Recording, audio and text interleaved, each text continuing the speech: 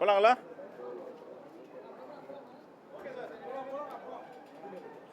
இன்று interim budget, இடைக்கால நிதிநிலை அறிக்கை, வரலாற்று சிறப்புமிக்க நிதிநிலை அறிக்கை, எல்லோரையும் கவர்ந்த நிதிநிலை அறிக்கை, எல்லா தரப்பு மக்களுக்குமான நிதிநிலை அறிக்கை.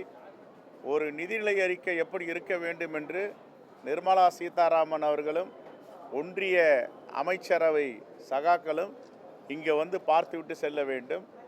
பெண்கள், ஆண்கள், முதியவர்கள், குழந்தைகள், மாணவர்கள், மாற்றுத்திறனாளிகள் யாரையும் விடாமல் எல்லோருக்குமான நிதிநிலை அறிக்கையாக இந்த வரலாற்று சிறப்புமிக்க நிதிநிலை அறிக்கையை நாங்கள் வரவேற்கிறோம். காங்கிரஸ் பேரியக்கம் வரவேற்கிறது. சார், காங்கிரஸ் கமிட்டியுடைய பொதுச் செயலாளர் தமிழ்நாட்டுக்கு வந்திருக்காரு, இப்போ பாண்டிச்சேரியில் இருக்காரு. முதலமைச்சரை சந்தித்து இந்த கூட்டணி விவகாரம் தொடர்பாக பேசுவதற்கான வாய்ப்பு இருக்கா?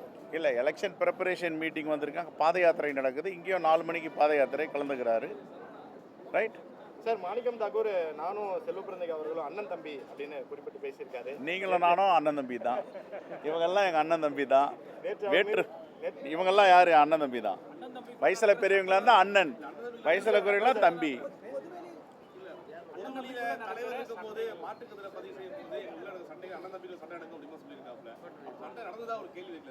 ஒரு சண்டை நான் யாருக்கிட்டையும் சண்டை போட மாட்டேன். வேற யாராவது சண்டை போட்டாங்களா நான் என்ன பண்ண முடியும்? நான் சண்டை போடுற ஆள் கிடையாது. முதலமைச்சரை வந்து வேணுகோபாலோ இல்லை நீங்களோ சந்திக்கலன்னு எடுத்துக்கலாமா, இல்லை சந்திக்கிறதுக்கான சூழல்? இல்லை, இது முழுக்க கட்சி நிகழ்ச்சியில் கலந்துருக்காங்க. அது மாதிரி எதுவும் சந்திப்பு எனக்கு தெரிஞ்சு இல்லை. எங்களை அகில இந்திய காங்கிரஸ் கமிட்டி என்ன வழிகாட்டுகிறதோ, ஏற்கனவே ஜனவரி 17ஆம் தேதி வழிகாட்டுதல் சொல்லியிருக்கிறார்கள். யாரும் பொதுவெளியில் தேர்தல் விஷயமாகவோ கூட்டணி விஷயமாகவோ பேசக்கூடாதுன்னு. அதை முழுமையாக நான் கடைபிடிக்கிறோம். அதே போன்று எல்லோரும் கடைபிடிக்க வேண்டும் என்றுதான் என்னுடைய வேண்டுகோள். அகில இந்திய தலைமைக்கு அதைவிட மேலானவர்கள் யாரும் இல்லை. நான் பலமுறை சொல்லியிருக்கிறேன், இப்பொழுதும் சொல்லுகிறேன்.